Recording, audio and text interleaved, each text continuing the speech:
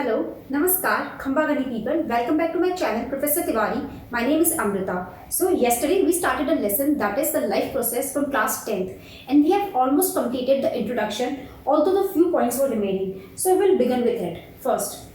So in the last class we studied that all the elements or all the human beings or the animals or the living organisms present on earth are based on the carbon based molecules, okay, and because we are based on the carbon, so the food that we obtain, they also need to be on the carbon only, okay. So we discussed this thing. Other than that, what we discussed about the oxidation reduction reaction. Like there was the food we eat, then there's a digestion process takes place, then there's a respiration process, there's a transportation process and excretion process. So for all these processes, certain chemical reaction takes place, and amongst them the oxidation reduction reaction was the most prominent one or the most important one. So in that, what happened, the oxygen was being taken, okay, and the respiration and the food was being digested using the oxygen, okay, that is through the respiration process that we were discussing yesterday.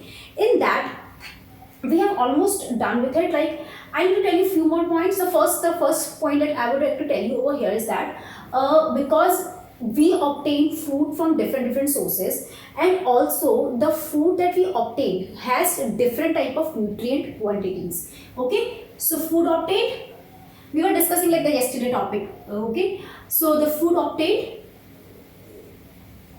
what does this food obtained has different nutrient value, okay. Now when I say nutrient value, we all know that each and every food has some nutrient portion into it, and it varies, okay. Like the vegetable might be some other vegetables, some have other nutrient high in value, might be some other vegetable, something high in value, some other nutrient high in value, okay. On the basis of the nutrient, they also have an energy ratio, like how much energy the food will gonna provide it, okay. So based on this, the food we obtain has a different nutrient value, okay. So what we need to do, what the body does when the food is being taken in, okay. After that, what happens is, once the food is being taken, it will be done. It will be first broken down,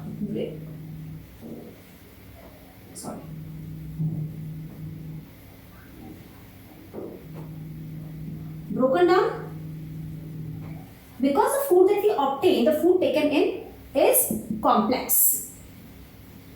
Okay, the food that we have taken is complex in nature and has different nutrient value. So the food has to be broken down and it has to be built up again. Which means, if I just tell you with the help of a small example over here, just look at over here. So what happens is, suppose this is the food, okay. Now this is a complex food. And if I say that I'm just making it some portions out of it. So this is one portion, might be second portion, okay. So we have three portions of food over here, first, second and third, okay. Now all these three food portions that we have over here, they have different nutrient value. That's why if you can just see, I have made different size of blocks, okay. Now when this food will go inside our body and it is complex in nature, the nutrient value is different. So what will happen, this food need to be broken down into small ones, okay, all right, and will be built up again, okay, broken down and then we built up again. Now this built up again thing will be simple. We had a complex food, now the food has converted into simple form, okay, food in simple form, okay. And what other thing it has is, it has uniform energy, okay. Now see, actually what happens, we just quickly summarize it. So the food we obtained from different sources has different nutrient value, as I've explained with the help of this small block diagram, okay. Now these this different food values and the food taken in is also complex in nature. So what the body does, it actually breaks down the food and it builds up again, okay. Once the food is being built up again, Now this built up food which is being over here is actually in the simple form. Okay, now the food which is what in complex is converted into simple form, and the nutrient value, as I told you that the nutrient value of the food contains different amount of energy, which means some portion will have a high amount of energy, some portion of the food has a high amount of energy, the other portion will have the lower amount of energy, which means the energy ratio is not uniform, it is varied. So once the food is being broken down, it converts into simple form. We have the food is being converted into, the whole energy is being converted into uniform form of energy. Now, after that, this whole food, which is like we have converted into the simplest form, will now be converted, or you can say will now be distributed to different parts of the body. Okay, I'm just continuing from here, just making an arrow so that you understand. Now what will happen? Food will be transported, I would say. Transported to different part of body. Okay, according to the requirement. You can say food, or you can say the energy was being distributed or transported to different part of the body. Now, what happened will be over there, that food that has been transported to different part of the body, this whole thing will be used. It will be used where it will be used? For various molecular movement,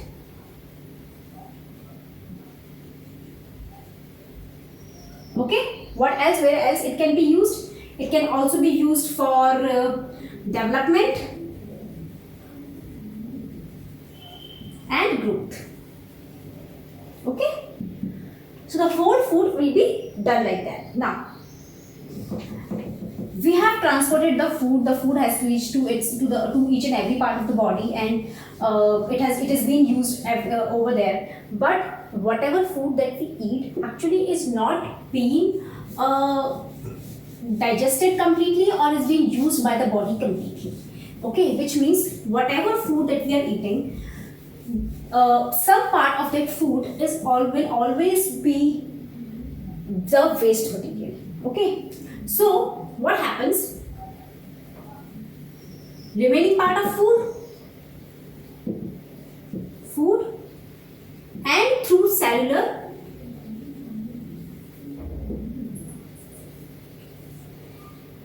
respiration. I'm just writing the short form for it. Okay, remaining part of the food that has not been used by the body, or through cellular respiration. Okay, what happens is, what we generate waste material. Okay, all right. The waste material is being generated. Now this waste material can be in the form of feces. Okay, sorry. Okay, and also in the form of gases and water. So these are the three things that are being generated as a waste material. Now, this waste material is toxic in nature.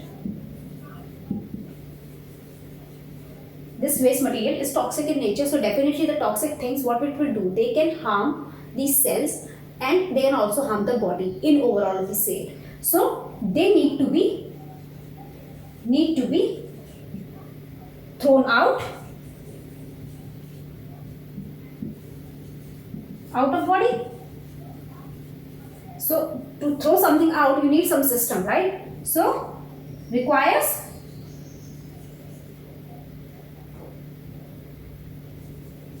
what we require? We require an excretion or excretory.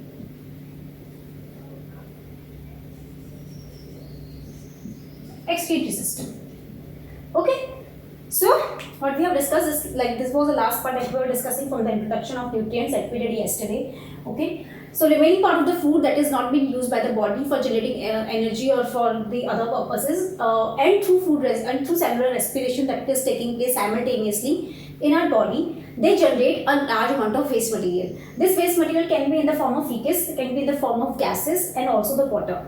Okay, gases is CO2 and the water is also being there. So all these material is toxic in nature. So what we have to do, this whole toxic material or waste material need to be thrown out of the body so that the body can be remain safe and there is no chemical reactions or harmful things happening in the body. Okay, so what we have to do, we need a special system to throw all this waste material out of the body, and the system is being called excretory system.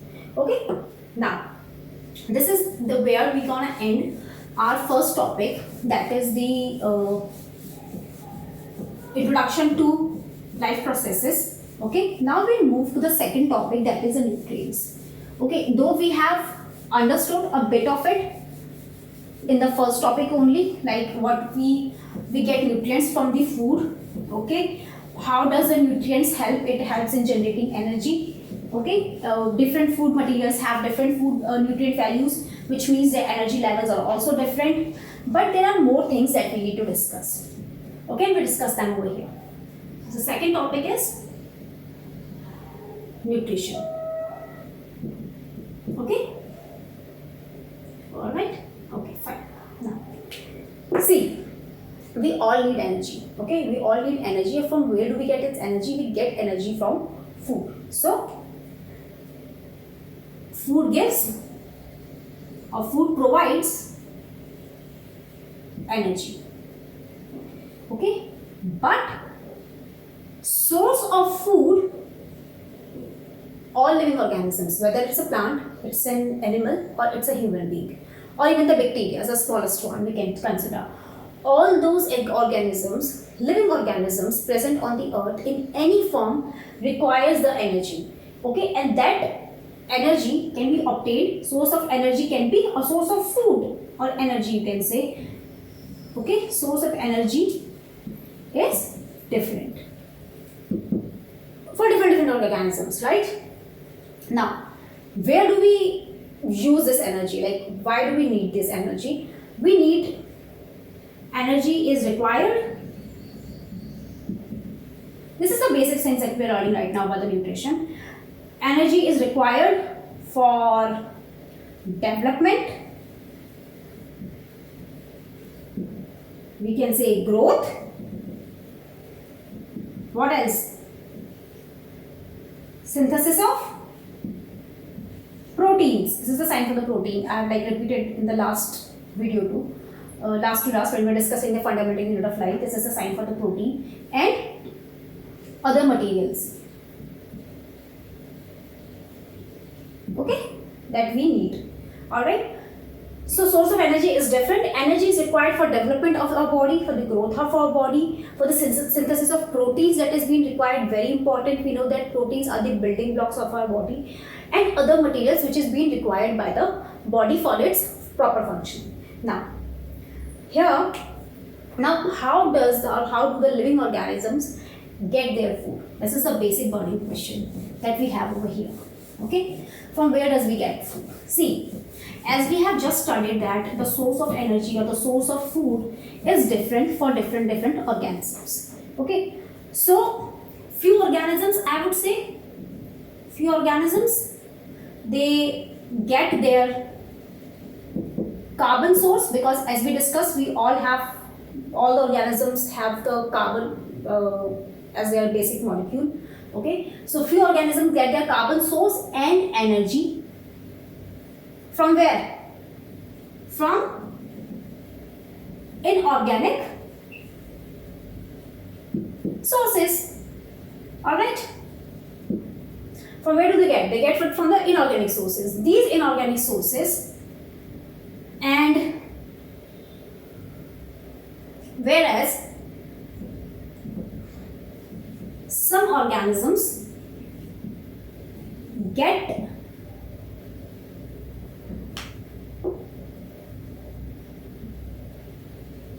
their energy source or carbon source from where? From some other food material, or you can say from complex food, from some complex food. Okay, from inorganic sources, these are the simple ones. Okay, now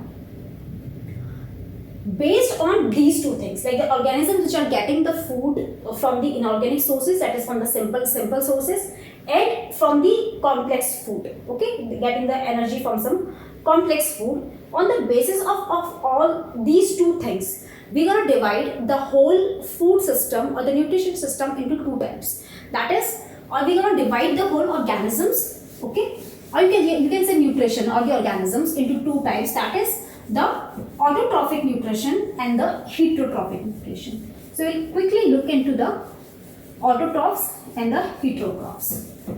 Okay. So based on, I just write it over there. Based on nutrition, we are divided organisms into two types. Okay. So here comes your autotrophs. Okay. Autotrophic nutrition, you can say. Autotrophic nutrition. I'm just writing the short form for nutrition. Okay. And the heterotrophic.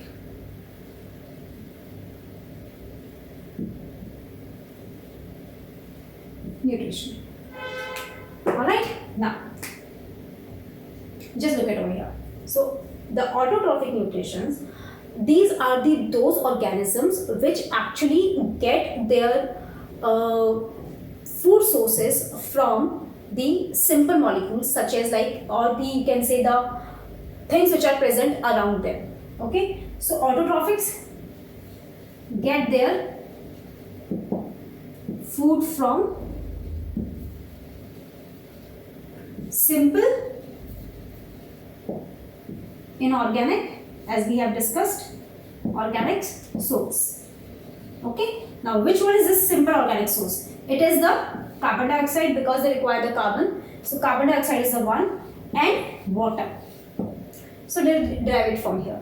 Now what happens is, because they are getting from this one and they are producing their own food, so such organisms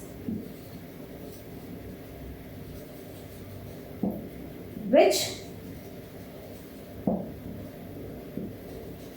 depends on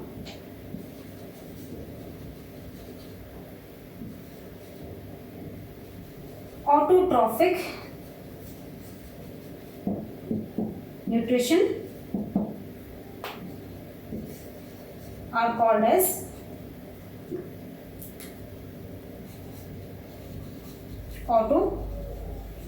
autotrophs or autotrophic organisms. Okay, example, plants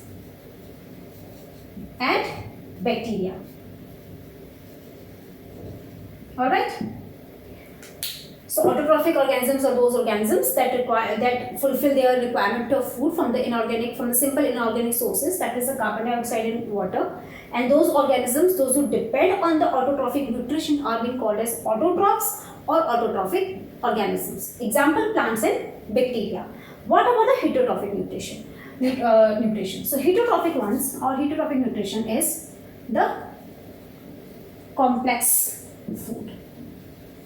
Okay, it is a complex food obtained from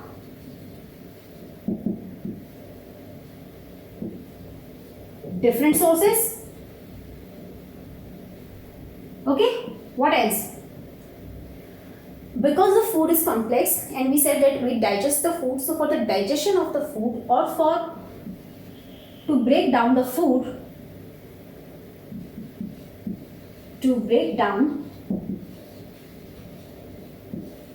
into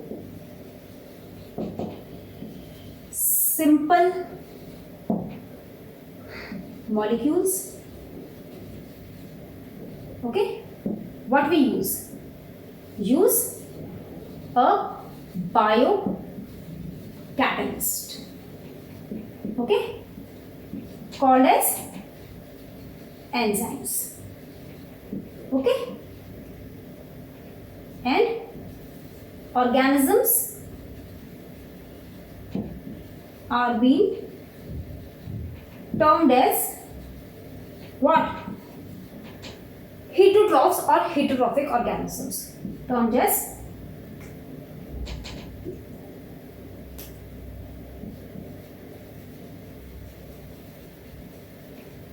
heterotrophs. Okay? Example, if I have to give, I would say animals, that include humans also, and fungi.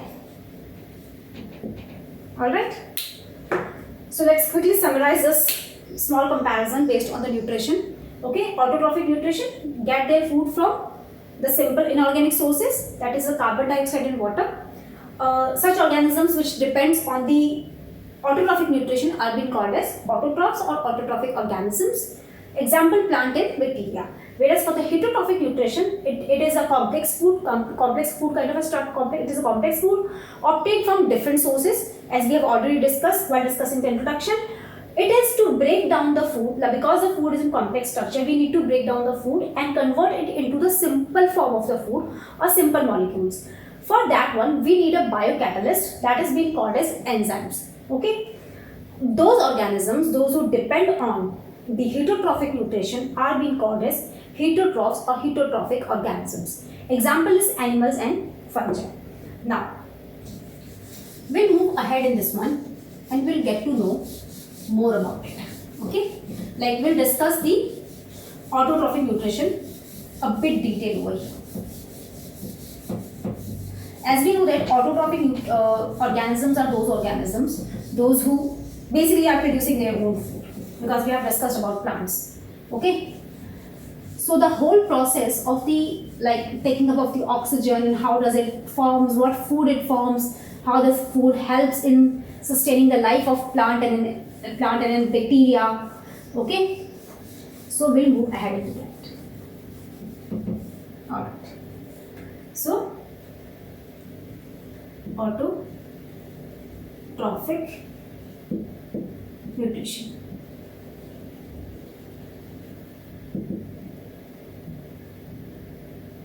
Okay.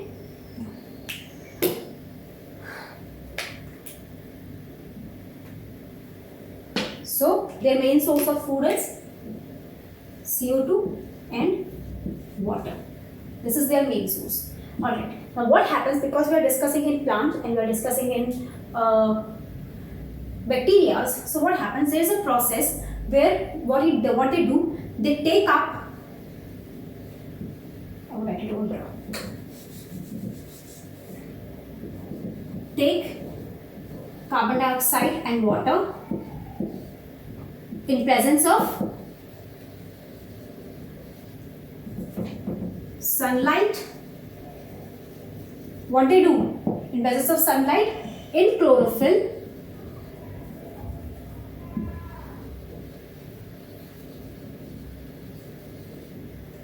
converts into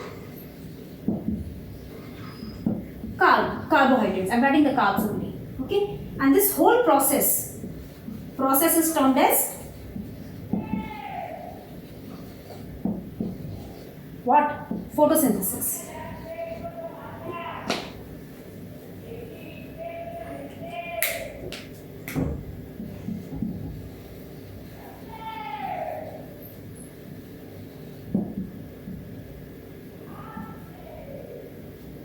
Okay.